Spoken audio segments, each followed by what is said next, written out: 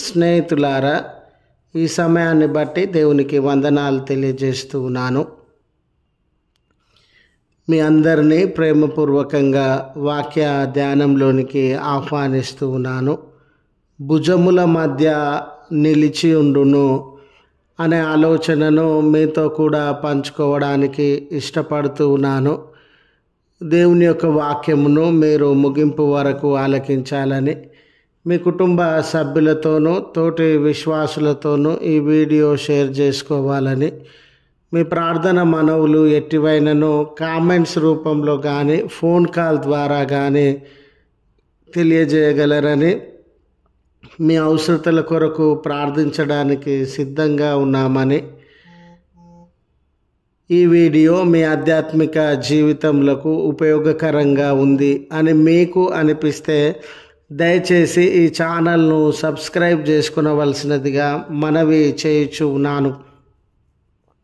లేఖనము ద్వితీయోపదేశకాండము 33వ అధ్యాయము 12వ వచనము. ఆయన దినమెల్లా వారిని కాపాడును, ప్రభువు ప్రేమించు అతనిని భుజముల మధ్య నిలిచి ఉండును. స్నేహితులారా, మనమందరం కూడా మన చిన్నతనంలో మన తల్లిదండ్రుల యొక్క ప్రేమాభిమానములను, సాన్నిహిత్యాన్ని, భద్రతను అనుభవించినటువంటి వారమే. మనము చాలామంది ఈ లోకంలో శారీరకంగా, మానసికంగా, ఆధ్యాత్మికంగా ఎదగడానికి, ఫలించడానికి, అన్ని రకములైనటువంటి భద్రతలను పొందడానికి మన తల్లిదండ్రులు మనలను ఎంతగానో అనేక విషయాలలో ప్రోత్సాహపరిచినటువంటి వారుగా ఉండినారు.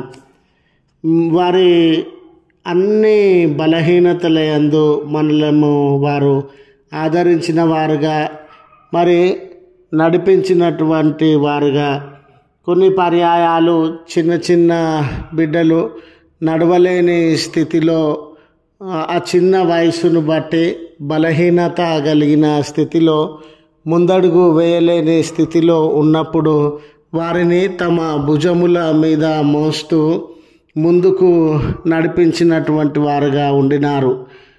ఈ రీతిగా తల్లిదండ్రుల యొక్క భద్రతను, ప్రేమను, ప్రోత్సాహాన్ని, నడిపింపును మనమందరము అనుభవించినటువంటి వారంగా ఉన్నాం.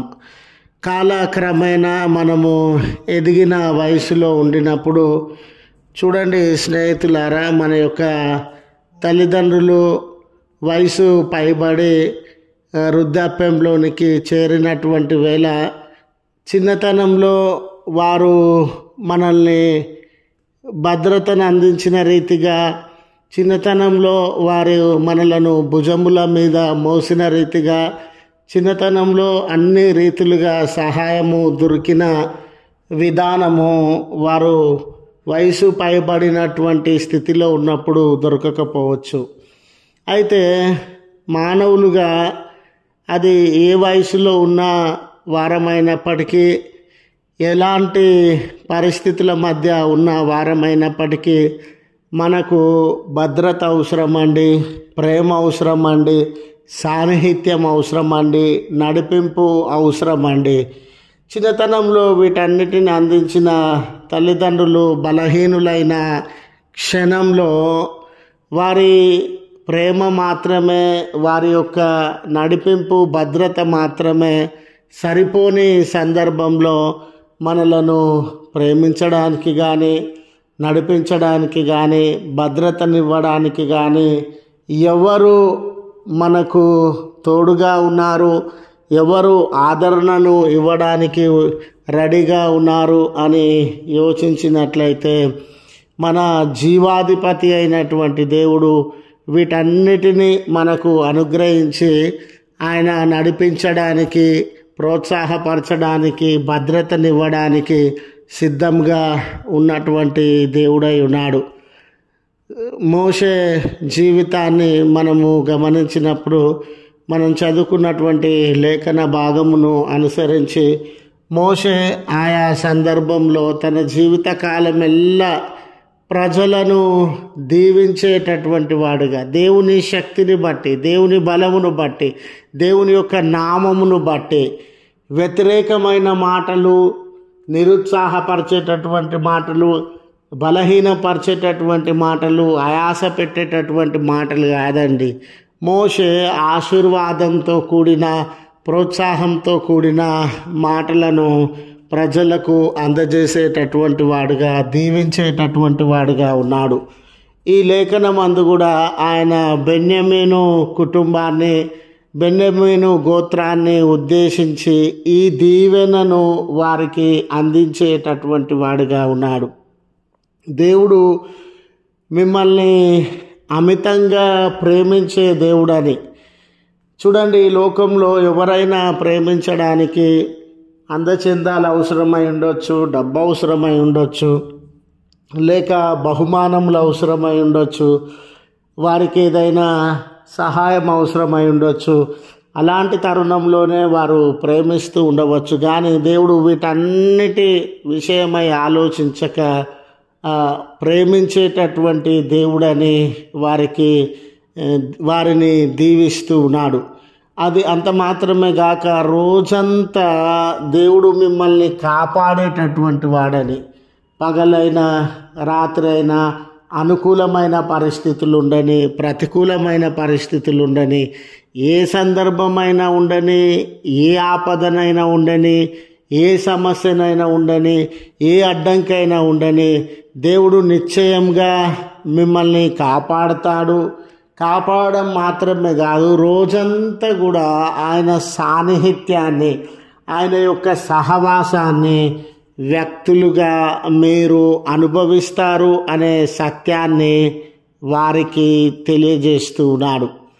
అంత మాత్రమే కాదు, బలహీన స్థితిలో ఉండినప్పుడు, జీవితంలో ఏ విషయంలోనైనా ముందడుగు వేయలేని స్థితిలో ఉన్నప్పుడు దేవుడు తన భుజముల మీద మిమ్మల్ని మోసేటటువంటి దేవుడని, తన భుజముల మీద మిమ్మల్ని ఉంచుకొని ముందుకు నడిపించేటటువంటి దేవుడని వారికి దేవుని యొక్క ప్రేమను గూర్చియు, దేవుని యొక్క కాపుదలను గూర్చియు, దేవుని యొక్క సహవాసమును గూర్చియు, దేవుని యొక్క భద్రతను గూర్చియు, దేవుని యొక్క ఆదరణ సహాయములను గూర్చియు వారికి తెలియజేసేటటువంటి వాడుగా ఉన్నాడు. గనుక స్నేహితులారా, ఈ దినాన నీ జీవితంలోనైనా నా జీవితంలోనైనా ఎవరి ప్రేమను లేక ఎవరి సహాయాన్ని, ఎవరి యొక్క ప్రోత్సాహము, నడిపింపు, సాన్నిహిత్యాన్ని పొందలేకపోతూ ఉన్నానే అని కృంగిన వేళలో, బలహీనపరచబడినటువంటి వేళలో దేవుడు ఈ మాటలను మనకు కూడా తెలియజేసేటటువంటి వాడుగా ఉన్నాడు. ఎల్లకాలము ఆయన నీతో సహవాసం చేస్తున్నటువంటి దేవుడు, నిన్ను ప్రేమించుచున్నటువంటి దేవుడు, దినమెల్లా తన కాపుదలను అనుగ్రహించుచున్నటువంటి దేవుడు, తన భుజముల మధ్య నీ బలహీనతల యందు నిన్ను నడిపించేటటువంటి దేవుడు అని గుర్తు చేస్తూ ఈ మాటలను ముగిస్తూ ఉన్నాను. ప్రార్థించుదము. కృపగల తండ్రి, ప్రేమగల మా దేవా, నీ పరిశుద్ధ ఉన్నతమైన నామమునకు కృతజ్ఞతలు, స్తోత్రములు చెల్లిస్తూ ఉన్నాం. మీ ప్రజల ఎడల మీకున్నటువంటి శ్రద్ధ, ఆసక్తి, ప్రేమానురాగములు ఉన్నతమైనవి, ప్రత్యేకమైనవి. అది ఏ సందర్భమైనా కానివ్వండి, ఎలాంటి పరిస్థితులైనా కానివ్వండి, కొరతలు, సమస్యలతో కొట్టుమిట్టాడే బలహీన క్షణాలు కానివ్వండి, నువ్వు వదిలే దేవుడవు కాదయ్యా. మీరు మాని వేసే దేవుడవు కాదయ్యా.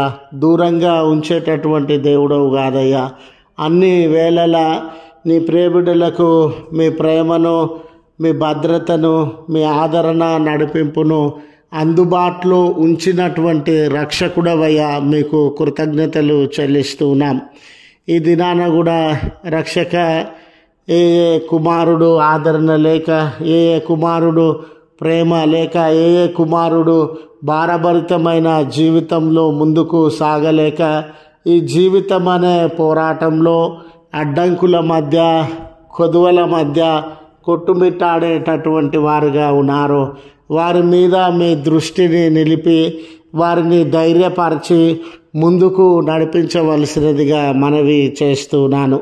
ఏ ప్రార్థన అవసరత కలిగి ఉండి ప్రభువా ఈ ప్రార్థనలో వారును ఏకీభవించి కుటుంబములుగా వ్యక్తులుగా వారి మనవులను మీకు అందజేస్తూ ఉన్నారు. అటువంటి బిడ్డల జీవితంలో రక్షక మీ సహాయాన్ని అనుగ్రహించి భద్రతను దయచేసి వారి ప్రార్థనలకు జవాబును ప్రసాదించుమని క్రీస్తు పేరట వేడుకొనుచున్నాము తండ్రి. ఆమెన్.